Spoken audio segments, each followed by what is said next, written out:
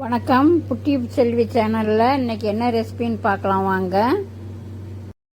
வெந்தயக்கீரை சாதத்துக்கு வந்து அரைக்கிற பொருள் பார்த்திங்கன்னா, நான் பெரிய வெங்காயம் வந்து நான் ஒரு 1.5 வெங்காயம் எடுத்து வச்சுருக்கிறேன். இதை போட்டுக்கலாம்.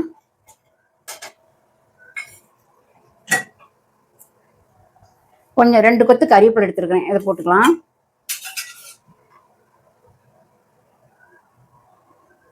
ஒரு 6 பச்சை மிளகா போட்டுக்கலாம். இஞ்சி பூண்டு வந்து பூண்டு இஞ்சி தனித்தனியாகவும் போட்டுக்கலாம். இப்போ நான் வந்து பேஸ்ட் இருக்கிறதுனால பேஸ்ட் போட்டுக்கிறேன். இதே பார்த்தீங்கன்னா நீங்கள் இப்படி வழியே பெரிய ஸ்பூனில் எடுத்தீங்கன்னா 1 ஸ்பூன் போட்டுக்கோங்க. இல்லை 3/4 ஸ்பூன் எடுத்தீங்கன்னா 2 போட்டுக்கோங்க. நான் ஒரு 1.5 ஸ்பூன் போட்டுக்கிட்டேன். இப்போ இதை அரைச்சி எடுத்துகிட்டு வந்துடலாம். வெந்தயக்கீரை சாதம் செய்கிறதுக்கு வந்து நம்ம ஒரு குக்கரை வச்சுக்கலாம். குக்கர் காஞ்சிடுச்சுங்க. இப்போ அதுக்கு தேவையான எண்ணெய் ஊற்றிக்கலாம். நான் பார்த்தீங்கன்னா தேவையான அளவுக்கு எண்ணெய் ஊற்றிக்கிறேன். ஒரு 4 ஸ்பூன் எண்ணெய் ஊற்றிக்கிறேன். கொஞ்சம் எண்ணெய் உள்ள இருந்தால் தான் நல்லாயிருக்கும். இல்லைன்னா ஒரு மாதிரி வரன்னு இருக்கிற மாதிரி இருக்கும். பார்த்தீங்கன்னா வந்து நான் 2 ஃப்ரிட்ஜில் ஒரு சின்ன சின்ன பட்டையை ஒரு 4-5 பட்டை, ஒரு சாவித்திரி பூ, ஒரு நட்சத்திர பூ, ஒரு மராட்டி மொக்கு, கொஞ்சம் கல்பாசி, ஒரு 4 கிராம்பு எடுத்துருக்கேன். இதை போட்டுக்கலாம்.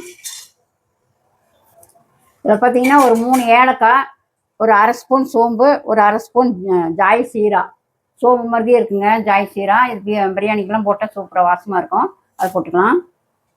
இது வந்து பார்த்தீங்கன்னா ஜாதிக்காங்க. இந்த ஜாதிக்காய் வந்து கொஞ்சம் அப்படியே திருவிக்கலாம். இந்த சின்னதில் நான் லேசாக திருவிக்கிறேன். கொஞ்சம் லைட்டாக போட்டால் போதும் அந்த வாசத்துக்காக.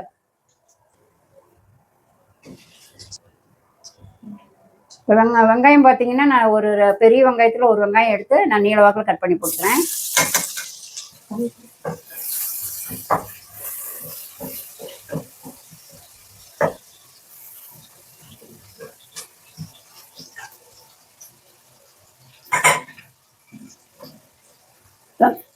வெங்காயம் நல்லா வணங்கட்டும்.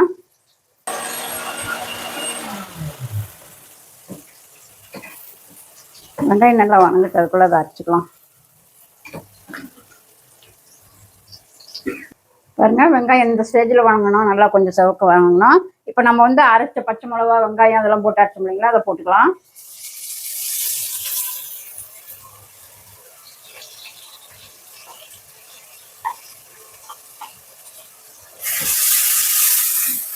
இப்போ பாருங்க நல்லா வணங்கிருச்சு. பச்சை மிளகா எல்லாம் வணங்கிருச்சு. இப்போ தக்காளி போட்டுக்கலாம். நான் ஒரு பெரிய சைஸ் தக்காளியில் 2 தக்காளி எடுத்து பொடியை நறுக்கி போட்டுக்கிறேன்.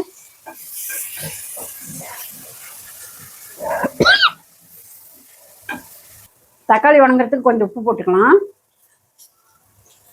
அப்புறம் சாதத்துக்கு போடும்போது பார்த்து போட்டுக்கோங்க. பாருங்க தக்காளி நல்லா வணங்கிருச்சு. இப்போ கீரை நான் வந்து பார்த்தீங்கன்னா வெந்தயக்கீரை ஒரு கட்டு நல்லா பெரிய கட்டாக எடுத்து பொறிச்சு க்ளீன் பண்ணி வச்சுருக்கிறேன். இதை போட்டுக்கலாம். உங்களுக்கு கீரை கம்மியாக வேணும் அப்படின்னா 1/2 கட்டு போட்டுக்கலாம். நான் வந்து 1/2 கிலோ அரிசிங்க. இந்த டம்ளரில் வந்து 5 டம்ளர் காற்று குடிக்கிற டம்ளரில் இதுக்கு வந்து நான் ஒரு கட்டு கீரை போட்டுக்கிட்டேன். கீரை பொரிக்கும் போது அந்த தலை மட்டும் பொரிச்சு போடுங்க, தண்டு போட்டுறாதீங்க.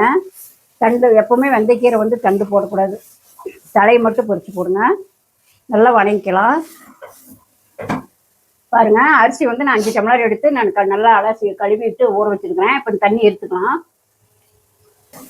பாருங்க கீரை நல்லா சுண்டி வரணுங்க. நல்லா வணங்கணும். ஒரு 10 நிமிஷம் போது நல்லா வணக்கணும்.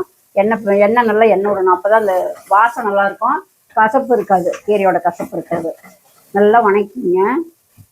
அரிசி பார்த்தீங்கன்னா நான் வந்து ஒரு 10 நிமிஷம் ஊற வச்சுருக்கேன். இது வந்து பழைய அரிசிங்க. அதே புது அரிசியில் செய்கிறவங்களா இருந்தால் உடனே அரிசி கழுவிட்டு அப்போவே போட்டுருங்க. ஊற வைக்காதீங்க, அப்படி பொடிஞ்ச மாதிரி ஆயிரும், உடஞ்சி போயிடும். பழைய அரிசியாக இருந்தால் ஊற வைங்க ஒரு 10 நிமிஷம். பாருங்க வணங்கிடுச்சு. இந்த ஸ்டேஜில் இப்போ அரிசி போட்டுக்கலாம்.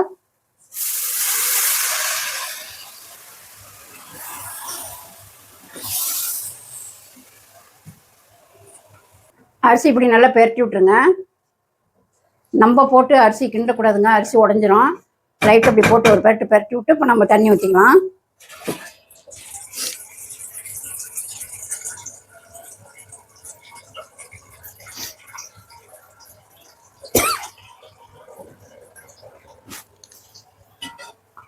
அந்த மிக்சி சார் வந்து அரைச்சதுனால அதுலேயே தண்ணி ஊற்றி வச்சு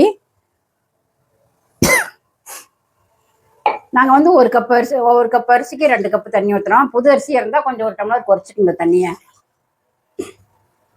பழைய அரிசிக்கு ஊற்றுற மாதிரி ஊற்றுனோம்னா குழஞ்சிரும், சாப்பாடு குழஞ்சிரும். ஒரு டம்ளர் குறைச்சிக்கிட்டு ஊற்றுங்க.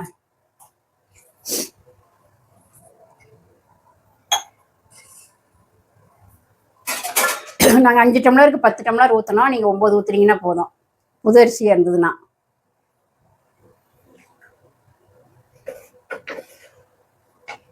இந்த ரைஸ் பார்த்தீங்கன்னா நாங்கள் காலையில் டிஃபனுக்கு தாங்க செய்கிறோம், ஸ்கூலுக்கு கொடுத்து விட செய்கிறோம் பையனுக்கு.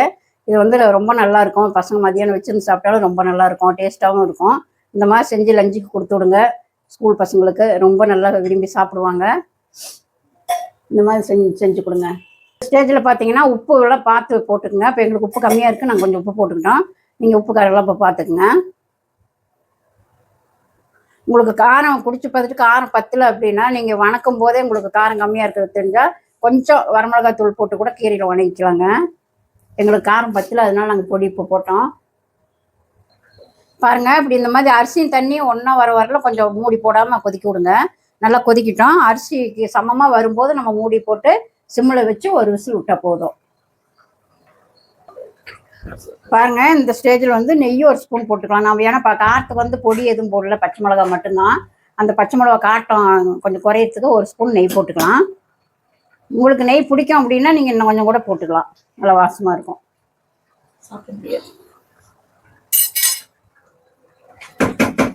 அதிகமாக நெய் போட்டால் நெய் சோறு மாதிரி ஆயிருங்களாம், அதனால கணக்காக போட்டுக்குங்க.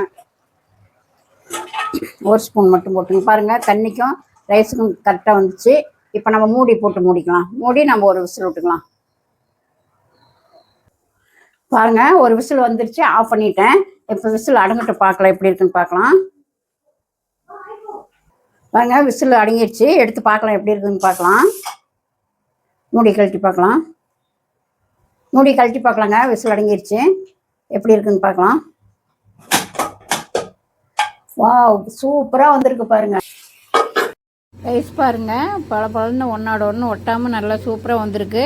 இது நல்லா கிளறி கொடுத்துக்கலாங்க. அப்போ தான் அடி சாதமெல்லாம் மேலே வந்ததுன்னா தான் அடியில் குழஞ்சி போகாமல் இருக்கும். நல்லா அடி சாதத்தை மேலே கொண்டு வந்து கிளறி கொடுத்துக்கலாம்.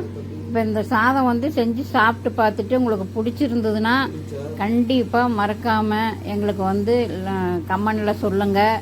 அப்படியே மறக்காமல் லைக் பண்ணுங்கள். சப்ஸ்கிரைப் பண்ணாதவங்க சப்ஸ்கிரைப் பண்ணுங்கள். மீண்டும் அடுத்த வீடியோவில் சந்திப்போம். பாய்.